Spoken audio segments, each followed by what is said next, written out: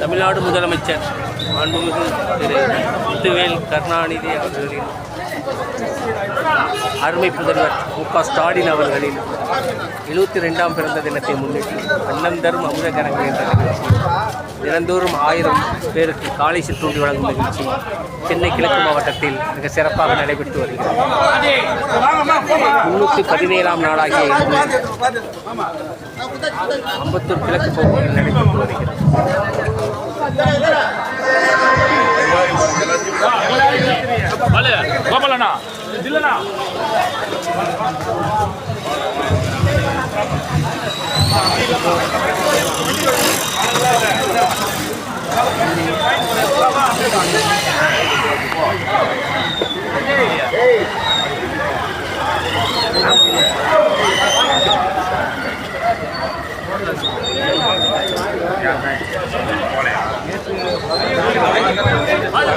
வண்டியில் வந்த